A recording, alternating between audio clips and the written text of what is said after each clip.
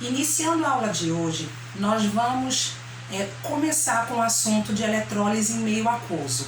Mas vamos lembrar o que é a eletrólise. A eletrólise é um processo eletroquímico onde eu consigo obter substâncias simples a partir da decomposição de uma substância composta com a ação de uma corrente elétrica.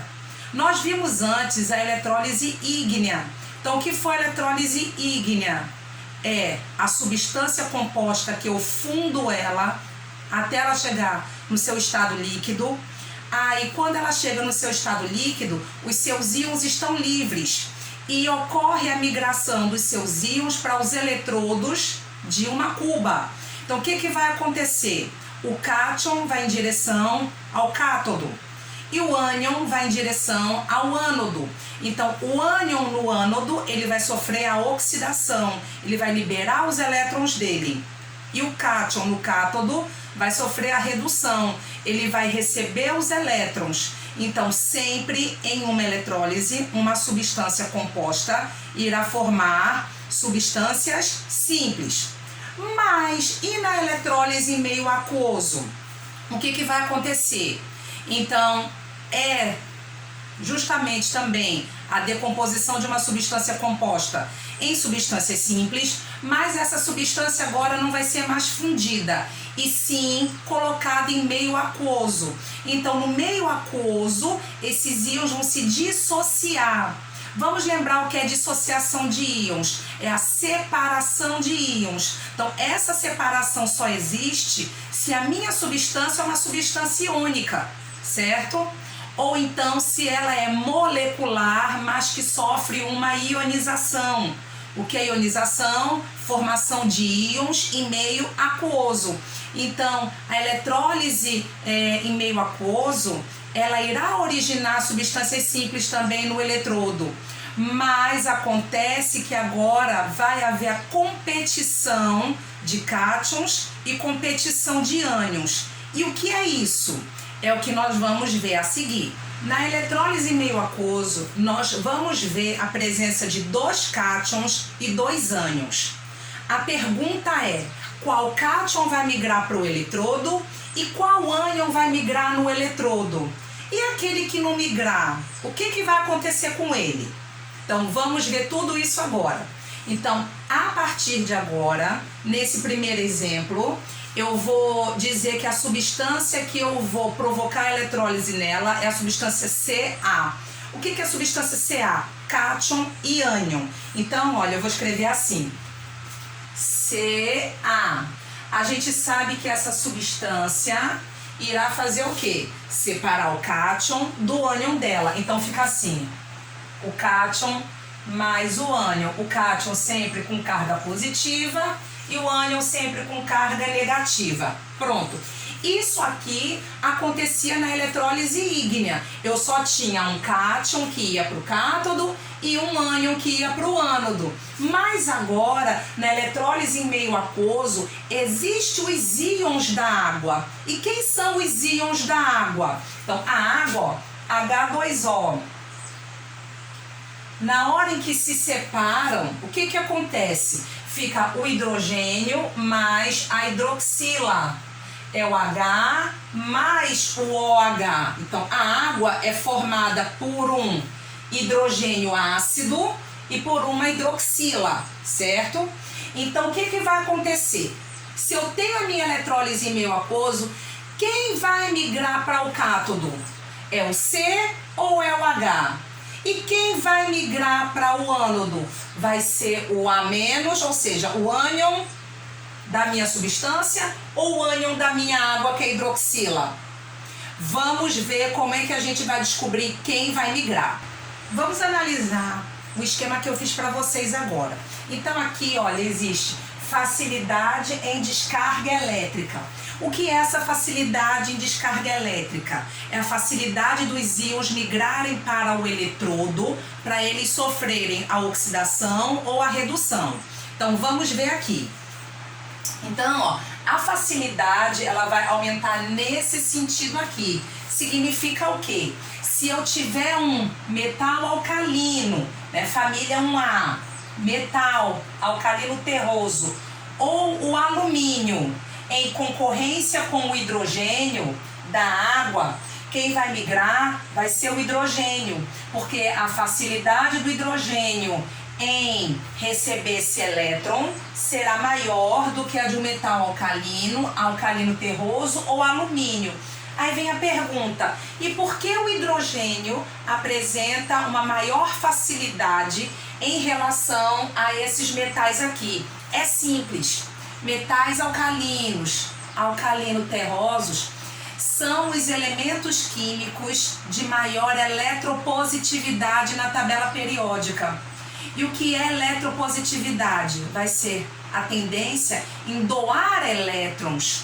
Então, se eles são, assim, entre aspas, né, muito doadores de elétrons, então significa que eles apresentam uma dificuldade em receber o elétron.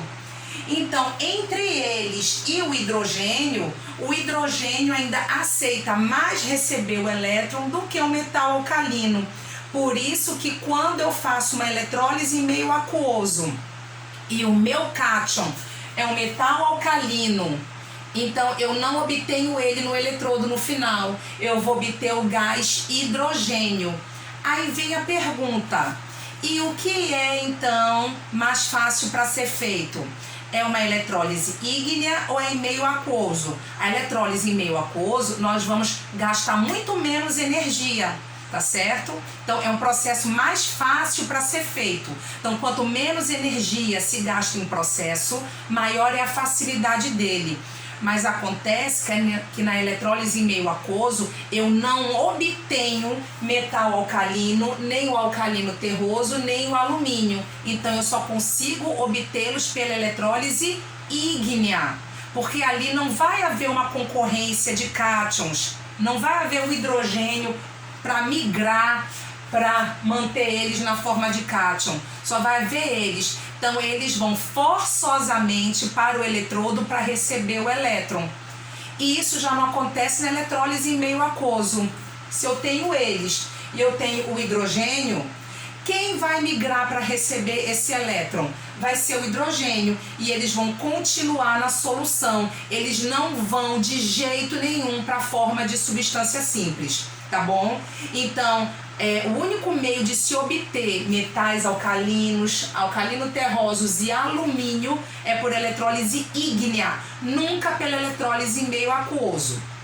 Agora, voltando para a explicação. Se eu tiver hidrogênio e um outro elemento químico na forma de cátion, que não seja um metal alcalino, alcalino terroso ou alumínio, quem vai migrar para o eletrodo para receber o elétron é esse outro elemento químico, é esse outro cátion. Então, por isso que eu coloquei a ordem de descarga elétrica para vocês, é a facilidade. Então, a facilidade, ela vai aumentar para esse lado. Então, se eu tiver, novamente, metal alcalino, alcalino terroso ou o alumínio e o hidrogênio, quem vai migrar é o hidrogênio. Se eu tiver o hidrogênio e um outro cátion, quem vai migrar é o outro cátion, tá certo? A mesma coisa acontece quando eu estou falando do ânion. Então, o fluoreto e ânions oxigenados, em comparação com a hidroxila, quem vai migrar vai ser a hidroxila, tá certo? Por quê? Lembrando que o ânion vai sofrer uma oxidação, que é a perda de elétrons. Aí vamos lá. O flúor não quer perder o elétron dele. Flúor é o elemento mais eletronegativo da tabela periódica, seguido do oxigênio. Então, se for ele e outro ânion, quem vai é o outro ânion. O fluoreto continua na solução. Ele não vai migrar para o eletrodo para sofrer oxidação. Ele não quer perder o elétron dele. A mesma coisa são os ânions oxigenados. Aí vem, mas professora, a hidroxila também é oxigenada. Então, entre um ânion oxigenado qualquer e a hidroxila, por que a hidroxila é que migra e não outro ânion oxigenado? Vamos ver a quantidade de oxigênios e o elemento que está do lado dele também. Aqui, ó, olha, 4 oxigênios para 1. 4 oxigênios para 1. Ah, mas aqui é um oxigênio para um oxigênio. Mas quem está do lado do oxigênio? Aqui é o cloro, que está lá do lado dos elementos mais eletronegativos da tabela. E aqui é o hidrogênio. Então, qual é a maior força em descarga elétrica? Aquele que libera mais elétrons com facilidade. Vai ser a hidroxila, tá certo? Então, ó, quanto menos eletronegatividade, maior a tendência na descarga elétrica, tá bom? Então, novamente, se eu tiver o fluoreto e a hidroxila, quem migra para o eletrodo é a hidroxila. Se eu tiver qualquer ânion oxigenado e a hidroxila, quem vai migrar vai ser a hidroxila. E se eu tiver hidroxila ou qualquer outro ânion que eu esteja considerando, quem vai migrar vai ser o outro ânion. Por quê? Porque vai apresentar uma eletronegatividade menor do que a da hidroxila. Aí vem a pergunta: e qual vai ser a equação que eu vou formar quando o hidrogênio migrar? E qual vai ser a equação que eu vou formar quando a hidroxila migrar? Então, as equações são essas daqui, prestem bastante atenção. Quando o hidrogênio migra, a equação fica assim, olha. Lembrando que ele vai para o cátodo, ele vai sofrer uma redução, ele vai receber um elétron. Então, fica assim, ó. H mais o elétron vai formar quem? Lembrando que o cátion, eu disse a vocês lá na eletrólise ígnea, ele vai formar um metal. Mas agora é um gás que está migrando, né? O hidrogênio, na realidade, não é um gás que está migrando, eu vou formar um gás. Ele é um ametal. Então, ametais vão formar substâncias diatômicas. Lembra que eu falei disso? Então, ametais formam substâncias diatômicas. Então, o hidrogênio, ele vai formar o H2 gasoso, o gás hidrogênio, que apresenta a característica de ser um gás combustível. Cuidado com a característica desse gás.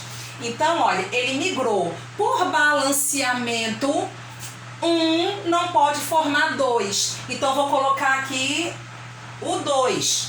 Só que um hidrogênio recebe um elétron, dois hidrogênios recebem 2 elétrons. Então, a equação do hidrogênio sempre será essa daqui. Então, essa, novamente, essa sempre será a equação do hidrogênio. Quando ele migrar para o eletrodo, eu já sei que a equação é 2H mais 2 elétrons formando H2. Ele está formando o gás hidrogênio. E agora a hidroxila. Quem ela vai formar quando ela migrar? Então vamos à equação da hidroxila. A hidroxila irá formar o quê? Vamos lá. Então, olha, aquele que vai migrar, a hidroxila, tá aqui, OH-. A gente sabe que ele vai sofrer uma oxidação. Ela vai migrar para o ânodo. Então, oxidação. Lembrando que o ânodo na eletrólise é o quê? É o polo positivo. E o cátodo é o polo negativo. É o contrário da pilha. Então, vamos lá. Hidroxila vai formar quem, olha? H2O mais formou a água, formou a hidroxila. Quando migra para o eletrodo, ela vai formar a água, ela vai formar o gás oxigênio, tá certo? Sempre vai ser essa equação, mas vamos lá, olha. Quantos hidrogênios eu tenho aqui? Um só, aqui eu tenho 2. Um não pode formar 2, então por balanceamento eu boto aqui um 2. Mas o que vai acontecer? Aqui eu tenho 2 oxigênios e aqui eu já tenho 1, então aqui eu só posso ter mais 1. Então o que eu faço? Por balanceamento eu coloco aqui 1/2. Então na equação da hidroxila eu sempre vou formar 1 mol de água e meio mol de gás oxigênio. Qual é a característica do gás oxigênio que eles colocam muito em provas de vestibular? Um gás essencial à vida. Ou então, um gás que alimenta a combustão, ou seja, ele é um comburente. A combustão só acontece na presença de gás oxigênio. Vê que é diferente. Hidrogênio, a característica é ser um gás combustível. Combustível é aquele que queima. Comburente é aquele que alimenta a queima, alimenta a combustão, tá certo? Aí vamos lá. Se uma hidroxila libera um elétron, duas hidroxilas vão liberar 2 elétrons. Então coloco 2 é menos. Então a equação da hidroxila sempre será essa daqui. Então novamente, quando o hidrogênio migrar, eu já sei que a equação é essa. E quando a hidroxila migrar, eu sei que a equação será essa de baixo. Vamos agora para o primeiro exemplo de eletrólise em meio aquoso.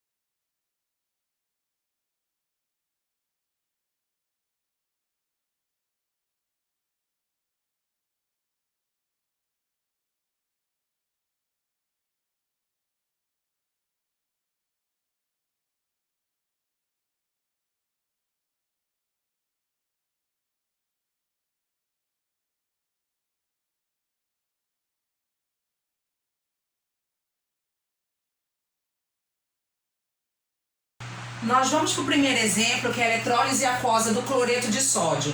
Nós vimos essa eletrólise ígnea antes e vimos que nós formamos no cátodo o sódio metálico e no ânodo o gás cloro, tá certo? Vamos ver o que a gente consegue formar com cloreto de sódio na eletrólise em meio aquoso. Primeira coisa é separar o cátion do ânion da minha substância. Então vamos ver como é que a gente faz essa eletrólise. Então eu tenho aqui, ó, a minha substância será o NaCl, ele está em meio aquoso. Então vou separar aqui o cátion do ânion. Cátion primeiro elemento, ânion segundo elemento. Então Na mais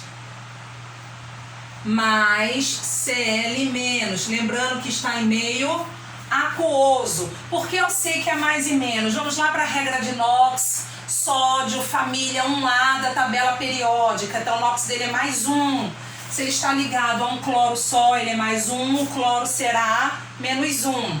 E tem a água também, ó, a água. Então, ó, H mais aquoso mais OH menos aquoso. Vamos lá. Eu tenho 2 cátions, 2 ânions. Então, existe um que vai migrar para o eletrodo e o outro vai continuar na solução. Quem migra para o eletrodo? É o metal alcalino ou é o hidrogênio? A gente viu que é o hidrogênio. Então, ó, o hidrogênio migra. Eu vou grifar ele aqui, ó. O hidrogênio migra. E entre o cloro, né, que nesse caso na forma de ânion é o cloreto, entre o cloreto e a hidroxila, quem migra? Então, ó, só não migra se for fluoreto e ânion oxigenado. Nem é o fluoreto, nem é um ânion oxigenado. Então, é o cloreto que migra. Então, vamos agora representar as equações da reação anódica e reação catódica.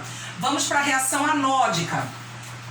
Reação anódica, o cloro migra, né? Isso, o cloreto, né? Então aqui, ó, Cl- aquoso. Quando ele migra, ele vai sofrer a oxidação, ele vai deixar o elétron dele. O que a gente viu? Que a metal vai formar a substância diatômica. Então ele vai formar o Cl2 e o gás é um cloro, não é líquido. Então, ó, o Cl vai formar o Cl2 Então, por balanceamento, eu vou colocar o 2 aqui na frente. Então, 2 cloros, ok. Se é uma oxidação, ele vai deixar o elétron dele. Então, um cloreto libera um elétron, 2 cloretos liberam 2 elétrons. Então, vou representar o mais 2 aqui, ó. Mais 2 elétrons. Fiz a minha reação anódica. Vou agora para a minha reação catódica. Reação catódica, a gente viu que quem vai migrar vai ser o hidrogênio. Então, ó, o H+, aquoso. Quem ele vai formar? A gente viu que ele forma quem? A metal forma substância diatômica. Mas nesse caso ele vai receber elétron. Vou colocar o elétron dele, mais elétron. Ele vai formar o elétron de acordo com a carga, certo? Então botei o elétron. Ele vai formar uma substância diatômica. Ele vai formar o H2 gasoso. Só que por balanceamento aqui eu tenho um hidrogênio, aqui eu tenho 2. Então eu coloco 2 aqui. Se um hidrogênio libera um elétron, ou recebe um elétron, desculpe, 2 hidrogênios recebem 2 elétrons. Então coloco o 2 aqui.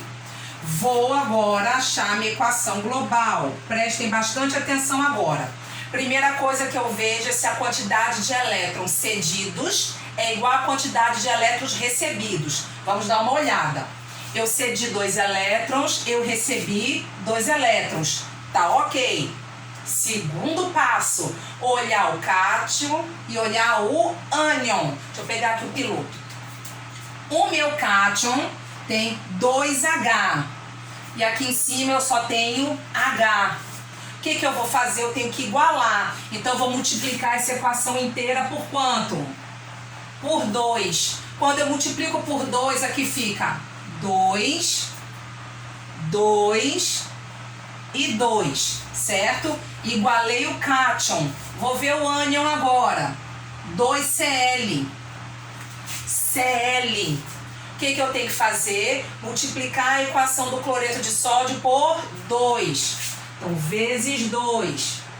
Então, aqui eu boto, ó, se é 1 aqui fica 2, se é 1 fica 2 e se é 1 fica 2. Agora eu posso cortar. Vejam o que vai se formar na eletrólise em meio aquoso.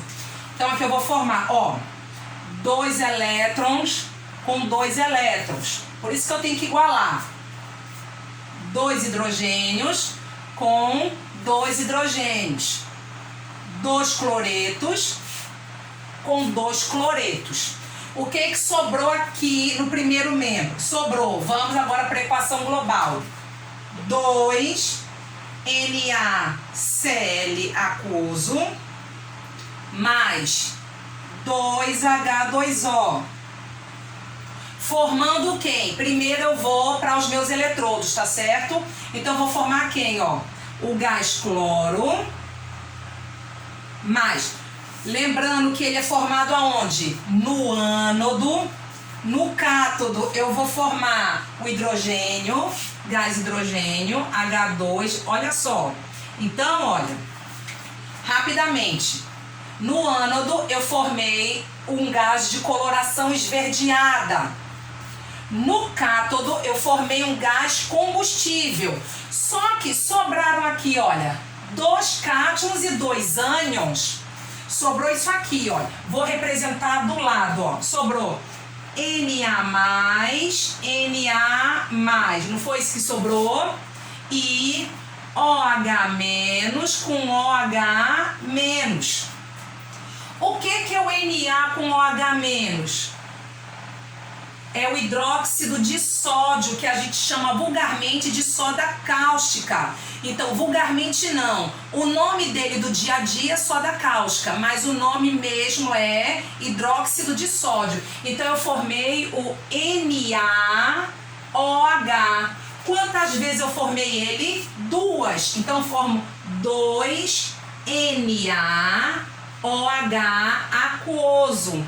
Então, essa é uma das formas de se formar o hidróxido de sódio numa indústria. Então, se eu quiser produzir hidróxido de sódio, se eu quiser produzir soda cáustica, eu faço a eletrólise em meio aquoso do cloreto de sódio. Então, olha, no final, o que eu formei? Então, formei o gás cloro, formei o hidrogênio e formei o hidróxido de sódio. Então, vamos para um segundo exemplo, tá certo?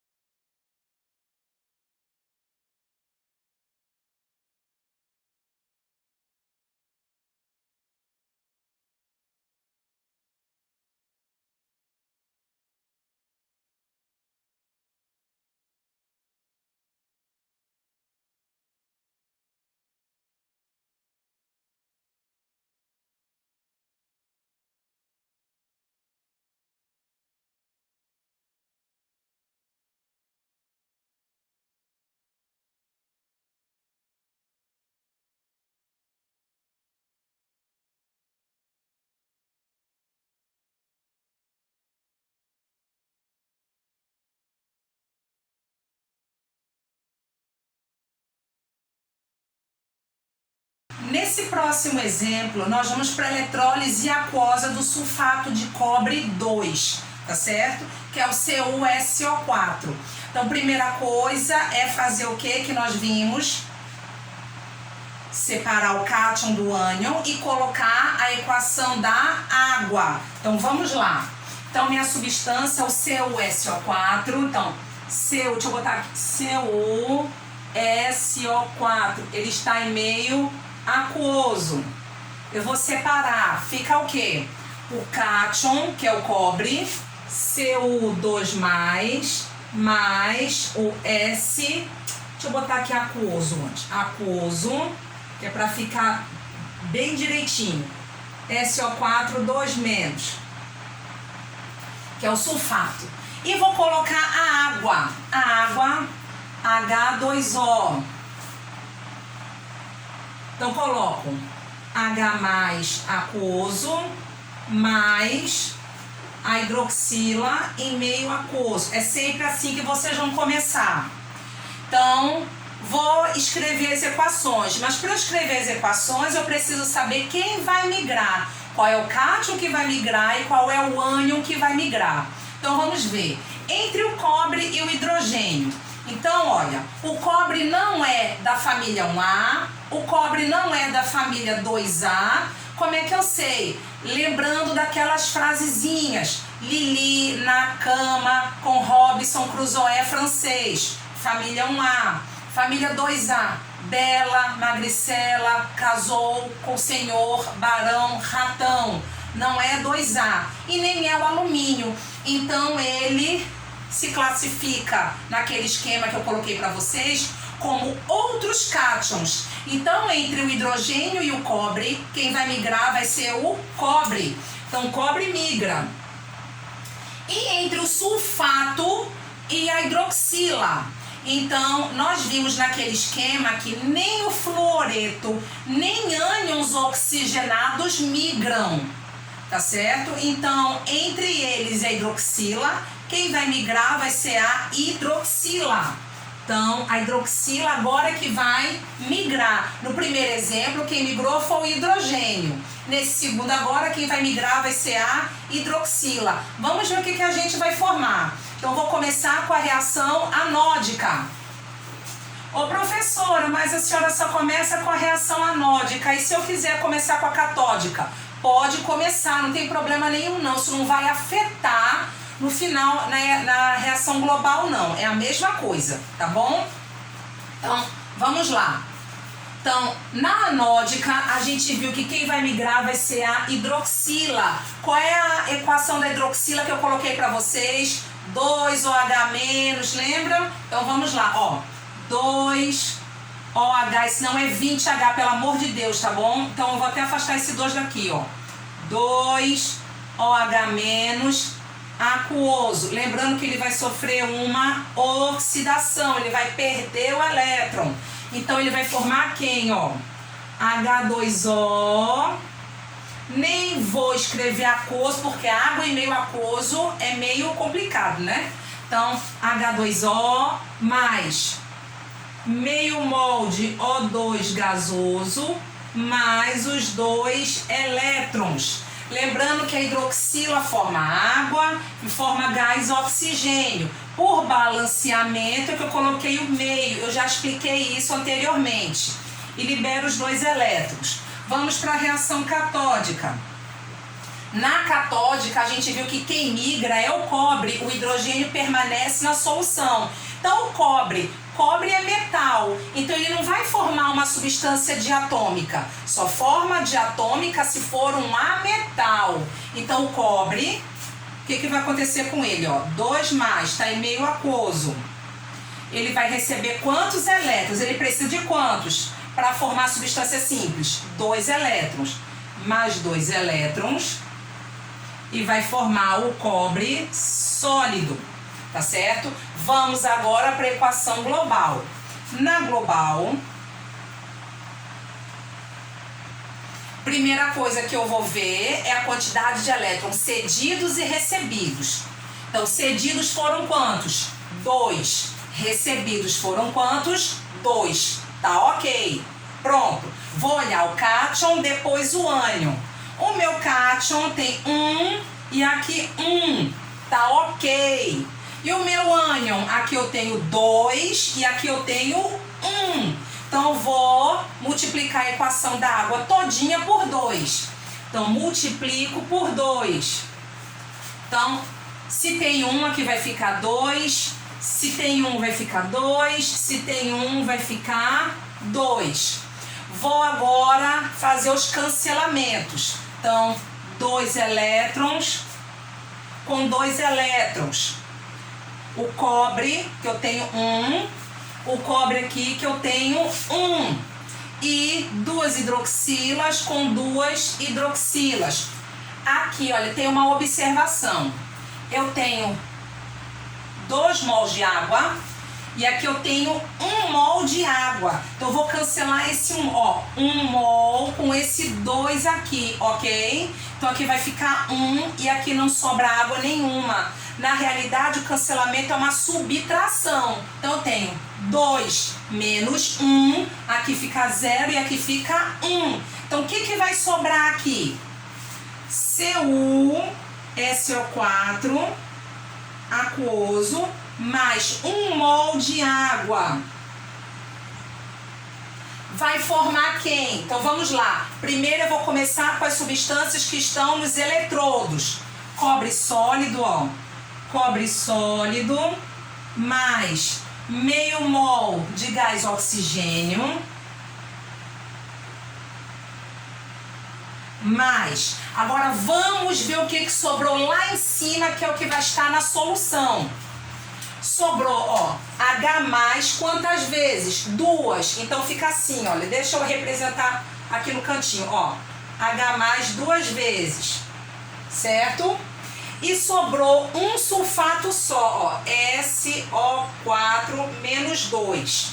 Atenção, se ele é menos 2, eu não preciso duplicar o sulfato, porque, olha, essa carga e essa carga aqui vão ficar iguais à negativa, Mais 1 com mais 1, mais 2 com menos 2, zerou. Então, que substância eu formei aqui? Eu formei o H2, SO4 em meio aquoso.